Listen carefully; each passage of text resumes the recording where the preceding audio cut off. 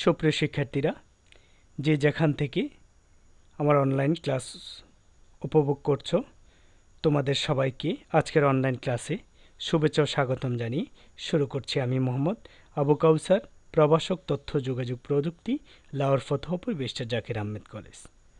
সুপ্রিয় শিক্ষার্থীবৃন্দ, আজকে আমি তোমাদের সামনে যেই বিষয়টি নিয়ে আলোচনা করব তা হলো URL, web protocol, website server এবং ওয়েবসাইটের প্রকারভেদ এবং ওয়েব ব্রাউজিং নিয়ে। তো সুপ্রিয় শিক্ষার্থীরা, চলো যাই আমরা দেখি যে ইউআরএল আসলে কি। ইউআরএল এর পূর্ণরূপ হচ্ছে ইউনিভার্সাল রিসোর্স লোকেটর, অর্থাৎ কোনো ওয়েব পেজকে প্রদর্শন করতে ওয়েব ব্রাউজারের একটি ঠিকানা নির্দিষ্ট করে দিতে হয়, আর এই ঠিকানাটা হতে হয় কি ইউনিক। তো ইউআরএল এর কয়েকটি অংশ রয়েছে, যেমন প্রথমে যে থাকবে তা হলো প্রোটোকল, তারপর থাকবে ডোমেন নেম বা ওয়েব সার্ভারের নেম, তারপরে থাকবে ডিরেক্টরি নেম, নেক্সট থাকবে ফাইল এবং এক্সটেনশন। তো সুপ্রিয় শিক্ষার্থীরা, ওয়েব প্রোটোকল জিনিসটা আসলে কি? ওয়েব প্রোটোকল হলো মূলত এইচটিটিপি যে অংশটা থাকে সেটাকে বলা হয় কি প্রোটোকল। যেমন এইচটিটিপি এর পূর্ণরূপ কি?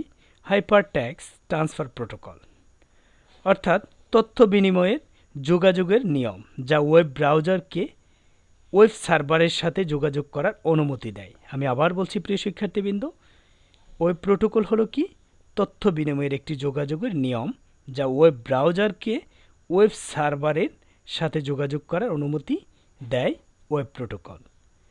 তো সুপ্রিয় শিক্ষার্থীরা, নেক্সট হচ্ছে ওয়েব সার্ভার। ওয়েব সার্ভার আসলে কি? সুনির্দিষ্ট একটি কম্পিউটার যেটিতে কি ওয়েবসাইট আছে, যেটিতে কি থাকে একটি ওয়েবসাইট আছে, যেমন ওয়ার্ল্ড ওয়াইড ওয়েব এর সংক্ষিপ্ত রূপ হলো www।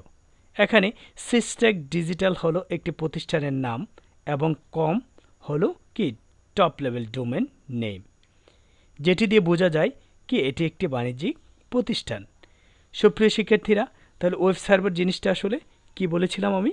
সুনির্দিষ্ট একটি কম্পিউটার যেটিতে কি থাকবে এই ওয়েবসাইটটি আছে। কি আছে? সুনির্দিষ্ট একটি কি কম্পিউটার যেখানে থাকবে কি এই ওয়েবসাইটটি, অর্থাৎ যেমন আমি বলেছিলাম সুপ্রিয় শিক্ষার্থীরা তোমাদেরকে একটি ওয়েব অ্যাড্রেসের কথা, যেমন www.systecdigital.com। এটিকে বলা হয় মূলত কি ওয়েব সার্ভারের নাম, অর্থাৎ ওয়েব সার্ভার হলো কি একটা ডোমেন নেম। যেমন ডোমেন নেম বলতে আমরা কি বুঝি?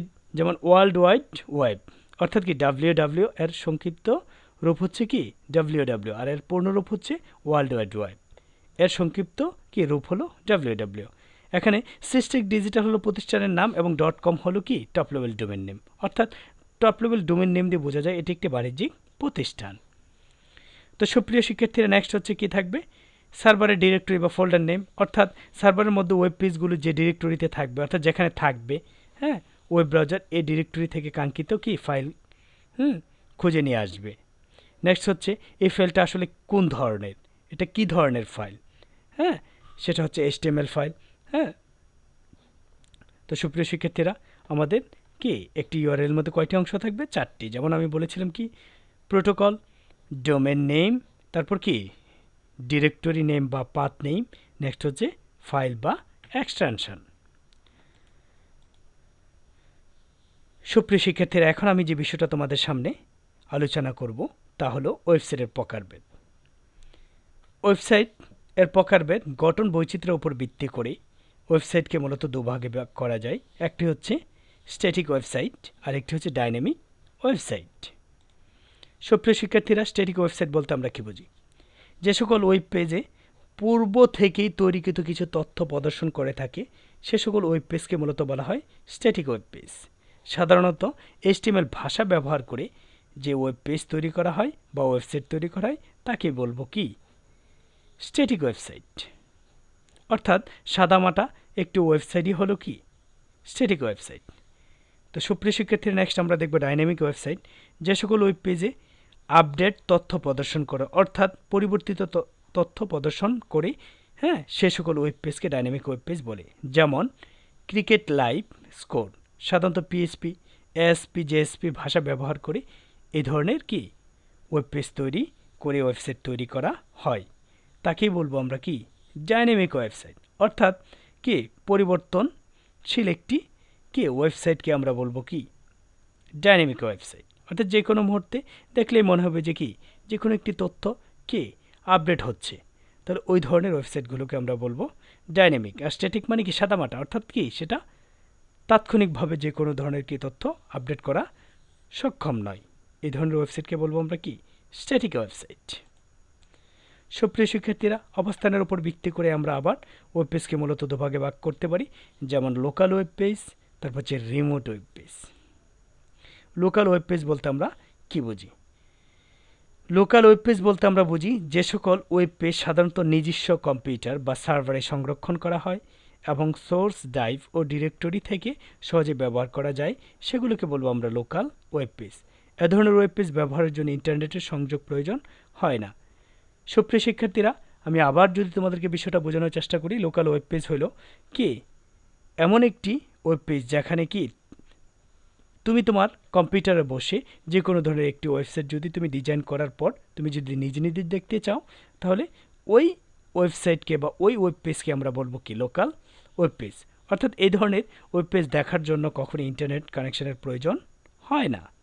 আর রিমোট ওয়েব পেজ কি দূরবর্তী স্থানে যে কোনো প্রান্তে থেকে তুমি বসে কি ওই ওয়েবসাইটটা বা ওই ওয়েব পেজটা দেখার কে জন্য যে প্রসেস বা পদ্ধতি, তাকেই বলবো আমরা কি রিমোট ওয়েব পেজ। অর্থাৎ দূরবর্তী কোনো কম্পিউটারে সংরক্ষিত ওয়েব পেজগুলোকে রিমোট ওয়েব পেজ বলা হয়। অর্থাৎ রিমোট ওয়েব পেজের জন্য আমাদের অবশ্যই কি প্রয়োজন হবে? ইন্টারনেটের সংযোগ প্রয়োজন হবে। তো শিক্ষার্থীবৃন্দ, লোকাল ওয়েব পেজ বলতে কি বুঝি এবং রিমোট ওয়েব পেজ বলতে কি বুঝি সেটা তোমরা নিশ্চয়ই বুঝতে পেরেছ। এখন আমি তোমাদের সামনে যে বিষয়টা নিয়ে আলোচনা করব সুপ্রিয় শিক্ষার্থীরা, তা হলো স্ট্যাটিক ওয়েবসাইট এবং ডাইনামিক ওয়েবসাইটের মধ্যে মূলত পার্থক্য কোথায়। স্ট্যাটিক ওয়েবসাইট নির্দিষ্ট সংখ্যক পেজ থাকে, আর এখানে কি থাকবে? ডাইনামিকভাবে পেজ তৈরি হয়। এখানে নির্দিষ্ট সংখ্যক কিছু পেজ থাকবে, আর এখানে কি থাকবে? ডাইনামিকভাবে পেজগুলো কি থাকবে, অর্থাৎ স্বয়ংক্রিয়ভাবে পেজগুলো পরিবর্তন হবে। ওয়েবসাইটের থিম এবং ওয়েব পেজের কন্টেন্ট নির্দিষ্ট। ওয়েব পেজ ডিজাইন এবং কন্টেন্ট কি রান টাইমে পরিবর্তিত হয়। অর্থাৎ এটা কি কন্টেন্টগুলো নির্দিষ্ট, আর ডাইনামিক ওয়েব পেজে কী হবে শিক্ষার্থীবৃন্দ? ওয়েব পেজ ডিজাইন এবং কন্টেন্ট রান টাইমে পরিবর্তন হয়। অর্থাৎ যখন তুমি ওয়েবসাইটটাকে রান করবা তখন কি সেটা তোমার অটোমেটিকভাবে পরিবর্তন হবে। কয়েকটি মাত্র মার্কআপ কন্টেন্ট থাকায় দ্রুত লোড হয়। ডাইনামিক কন্টেন্ট তৈরি হওয়ার জন্য লোড দেরি হয়। কখনো ডেটাবেস কানেক্টিভিটি ব্যবহার করে না, ডেটাবেস কানেক্টিভিটি কে ব্যবহার করে। তুলনামূলকভাবে বেশি নিরাপদ, তুলনামূলকভাবে ডাইনামিক ওয়েবসাইট কি অনেক কম নিরাপদ। কোনো সংগঠন বা প্রতিষ্ঠানের তথ্য প্রদর্শন করে। এখানে রানটাইম কন্টেন্টে পরিবর্তন হয়, যেমন ই কমার্স, অনলাইন, এক্সপাম ইত্যাদি ওয়েবসাইটের তথ্য প্রদর্শন করে। সরাসরি রান করে, অন্য সার্ভারে ল্যাঙ্গুয়েজের প্রয়োজন হয় না। সাধারণত HTML এবং CSS দিয়ে কি তৈরি করা হয়। সার্ভার অ্যাপ্লিকেশন রান করে এবং আউটপুট ওয়েব পেজে প্রদর্শন করে, তাই এতে সার্ভার অ্যাপ্লিকেশন ল্যাঙ্গুয়েজ যেমন PHP, ASP.NET, JSP ইত্যাদির প্রয়োজন হয়। স্ট্যাটিক ওয়েব পেজ বা ওয়েবসাইট তৈরি করা অনেক সহজ, কিন্তু কি ডাইনামিক ওয়েবসাইট তৈরি করা কিছুটা জটিল বা দক্ষ প্রোগ্রামারের প্রয়োজন হয়। পরিবর্তন করলে পুনরায় সার্ভারে আপলোড করতে হয়, কিন্তু সার্ভার অ্যাপ্লিকেশন ব্যবহার করে কন্টেন্ট পেজ পরিবর্তন করা যায় বিদায় সার্ভারে আপলোড করার প্রয়োজন হয় না। অর্থাৎ সেটা রান টাইম এর সময় কি পরিবর্তন করা যায় বিদায় কি এটা বারবার আপলোড করার প্রয়োজন হয় না। তো সুপ্রিয় শিক্ষার্থীরা, আমরা বুঝতে পেরেছি স্ট্যাটিক ওয়েবসাইট এবং ডাইনামিক ওয়েবসাইটের মধ্যে পার্থক্য কোথায়। আশা করি তোমরা বুঝতে পেরেছো। সুপ্রিয় শিক্ষার্থীরা, এখন আমি যে বিষয়টা তোমাদের সামনে আলোচনা করব তা হলো ওয়েব ব্রাউজিং, অর্থাৎ ওয়েব ব্রাউজার। ওয়েব ব্রাউজার কি? ওয়েব ব্রাউজার হলো ওয়ার্ল্ড ওয়াইড ওয়েব রিসোর্স থেকে তথ্য খুঁজে বের করা এবং উপস্থাপন করা এবং কি সংরক্ষণ করার একটি অ্যাপ্লিকেশন সফটওয়্যার। ওয়েব ব্রাউজার দ্বারা উপস্থাপিত পেজের কি হাইপারলিঙ্ক ক্লিক করে সম্পর্কিত অন্যান্য তথ্য প্রদর্শন করা যায়। অর্থাৎ ওয়েব ব্রাউজারের মাধ্যমে ওয়ার্ল্ড ওয়াইড ওয়েবে অ্যাক্সেস করা ছাড়াও প্রাইভেট নেটওয়ার্কের ওয়েব সার্ভারেও অ্যাক্সেস করা যায়। অর্থাৎ ওয়েব ব্রাউজিং আসলে জিনিসটা কি? সুপ্রিয় শিক্ষার্থীরা, আমি যদি তোমাদেরকে আরেকটু বিষয়টা বোঝানোর চেষ্টা করি। ওয়েব ব্রাউজার হলো মূলত এমন একটি অ্যাপ্লিকেশন সফটওয়্যার, যে অ্যাপ্লিকেশন সফটওয়্যারের মাধ্যমে আমরা কি ইন্টারনেট কি অ্যাক্সেস করতে পারি, বা ইন্টারনেটের বিভিন্ন ধরনের তথ্য যে অ্যাপসের মাধ্যমে বা যে সফটওয়্যার মাধ্যমে কি ব্যবহার করতে পারি, ওই সফটওয়্যারকে বা ওই অ্যাপ্লিকেশন সফটওয়্যারকে আমরা বলবো ওয়েব ব্রাউজার্স। তো সুপ্রিয় শিক্ষার্থীরা, বেশি প্রচলিত কয়েকটি ওয়েব ব্রাউজার সফটওয়্যার রয়েছে, যেমন internet explorer, Firefox, Google Chrome, safari, Opera. তো সুপ্রিয় শিক্ষার্থীরা, আমি একটি ওয়েব ব্রাউজারের বিভিন্ন অংশগুলো তোমাদের সামনে বোঝানোর চেষ্টা করছি। যেমন দেখো, যে তীর চিহ্ন দিয়ে বিষয়গুলো বুঝিয়ে দেওয়া হয়েছে তোমাদেরকে। যেমন ব্যাক, এটা হচ্ছে ব্যাক বাটন, অর্থাৎ পিছনের দিকে যদি আমরা ফিরে পেতে চাই। স্টপ বাটন, এটা এই যে দেখো ক্রসের মতো করে একটা দেয়া আছে, এটাকে ক্রস বাটন বলা হয়। রিফ্রেশ, যদি আমরা রিফ্রেশ করতে চাই।